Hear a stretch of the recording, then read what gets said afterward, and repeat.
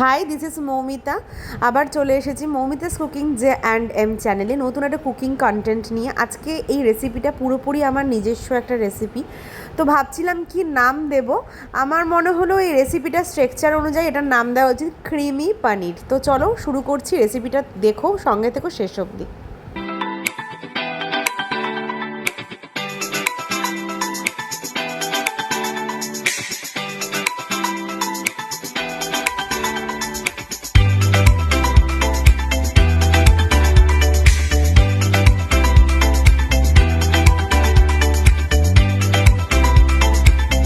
পুরোপুরি নিরামিষ একটা রেসিপি নিয়ে চলে এসেছি।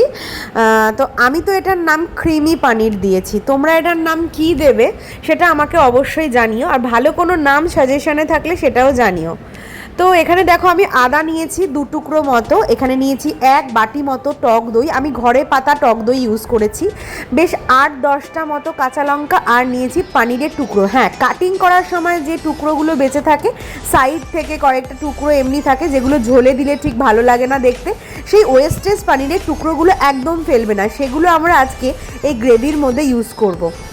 আর নিয়েছি ওমেগা 3 পূর্ণ একদম ফাটাফাটি হেলদি একটা জিনিস, সেটা হচ্ছে সিডস, সেসমি সিডস, এটাকে সাদা তিল বলে থাকি আমরা। আর নিয়েছি অল্প একটুখানি আদা। আমার এখানে 500 মতো পনির আছে।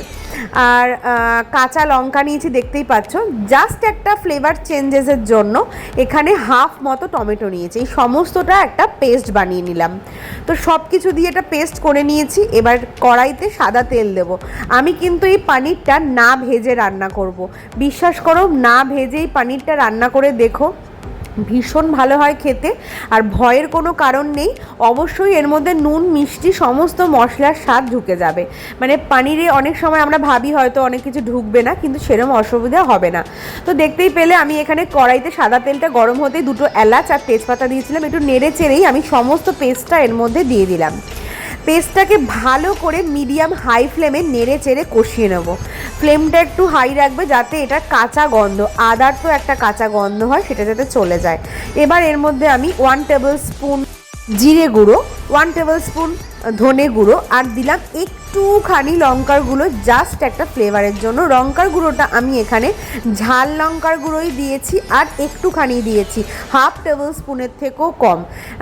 তোমরা চাইলে স্কিপ করতে পারো লঙ্কার গুঁড়োটা। আর আমি এতে কিন্তু কোনো রকম কোনো কাশ্মীরি লঙ্কা গুঁড়ো ইউজ করিনি। দিলাম সন্দক নুন মানে পিঙ্ক সল্ট, আর দিলাম হচ্ছে গুড়। হ্যাঁ, আমি চিনির বদলে গুড় বা বাতাসা দিয়ে থাকি। এই গুড়টা তোমরা যে কোনো ভালো সুপার মার্কেটে জ্যাগরি পাউডার হিসাবে পেয়ে যাবে। এবার দিচ্ছি হচ্ছে টক দই। আমি মোটামুটি হাফ বাটি টক দই দিয়েছিলাম, পুরো বাটিটা টক দই আমার লাগেনি, আমার মনে হয়েছিল লাগবে না, তাই জন্য আমি দিইনি এখানে। আর কিছুটা টক দই আমি ওই যখন পেস্ট করেছিলাম তখন আমি সেখানে ইউজ করেছিলাম, কারণ যেহেতু আমি কোনো জল দিইনি, ওই পেস্টটা করার সময় আমি টক দইয়ের যে ব্যাপারটা সেটা দিয়ে আমি পেস্ট করেছি, যাতে আর কি কোনো জল না দিতে হয়। তো এখানে খুব ভালো করে হাই ফ্লেমে এটাকে কষিয়ে নেবে যতক্ষণ না অবধি অয়েলটা বেরোয়। দেখো, পনির থেকেও একটা অয়েল বেরোবে, দই থেকেও একটা অয়েল বেরোবে, সেসমি সিড থেকেও একটা অয়েল বেরোবে। এবার দেখো আমি এখানে এই পনিরগুলোকে কেটে নিয়েছি হচ্ছে তোমার ডায়মন্ড শেপ নয়, মানে এটাকে আমি ত্রিভুজ আকৃতি করে কেটে নিয়েছি।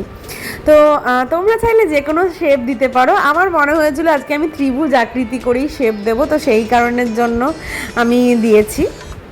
তো যারা যারা এখনও অবধি আমার চ্যানেলটা সাবস্ক্রাইব করনি তারা কিন্তু অবশ্যই চ্যানেলটা সাবস্ক্রাইব করতে ভুলবে না। থাকবে আরও অনেক নতুন নতুন ভালো ভালো ভিডিও, তো সঙ্গে থাকতে হবে দেখার জন্য। তো এদিকে দেখো আমার এখানে অয়েলটা কিন্তু, রান্নার অয়েলটা কিন্তু বেরিয়ে এসেছে অনেকটাই। এবার আমি কাসুরি মেথি দিয়ে দিচ্ছি।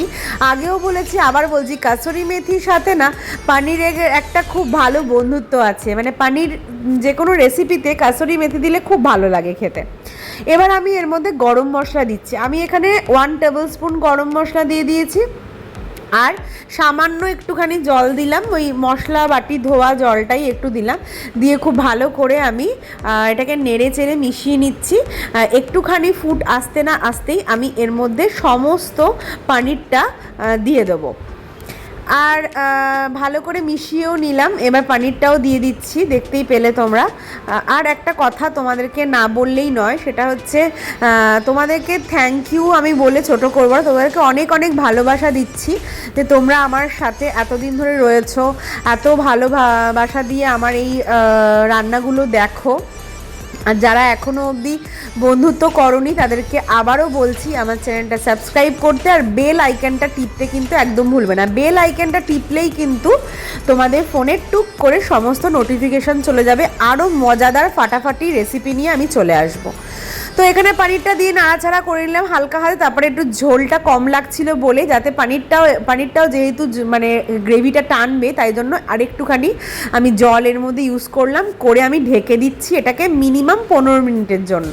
এর বেশি না দিলেও চলবে। 15 মিনিট পর আমি চলে এসেছি, পানিরের তরকারি একদম রেডি। গ্রেভিটাও কিন্তু অনেকটা শুকিয়ে এসছে, অয়েলটাও ওপরে রিলিজ করে দিয়েছে, আর দেখতে যতটা ক্রিমি একটা স্ট্রাকচার এসছে ঠিক এরকমই এটা অ্যাকচুয়ালি খেতে হয়। এটা খেতে দারুণ হয়। বাড়িতে সকলে এটাকে ট্রাই করে আমাকে অবশ্যই জানাবে কেমন হয়েছে। একটু সুন্দর করে নাবিয়ে দেখিয়ে দিই যে ব্যাপারটা কেমন লাগছে। তো দেখতেই পাচ্ছ ব্যাপারের স্ট্রাকচারটা কতটা ক্রিমি স্ট্রাকচার, তাই জন্যই আমি এটার নাম দিয়েছি ক্রিমি পানির বা ক্রিম পানির। তো তোমরা কিন্তু আমাকে অবশ্যই জানিও বাড়িতে রান্নাটা ট্রাই করে তোমাদের কেমন লাগলো। লুচি, পরোটা, পোলাও, ফ্রাইড রাইস যে কোনো কিছুর সাথে এই পানির কিন্তু ফাটাফাটি লাগে। আবার দেখা হবে আরও দারুণ দারুণ রেসিপি নিয়ে। ততক্ষণের জন্য টাটা বাই। সকলে খুব ভালো থেকো, আর আমার সাথে বন্ধুত্ব করতে কিন্তু একদম ভুলবে না, আর লাইক কমেন্ট অবশ্যই করবে, আর সাবস্ক্রাইব করোনি যারা অবশ্যই সাবস্ক্রাইব করবে। তো চলো টাটা বাই, লাভ ইউ।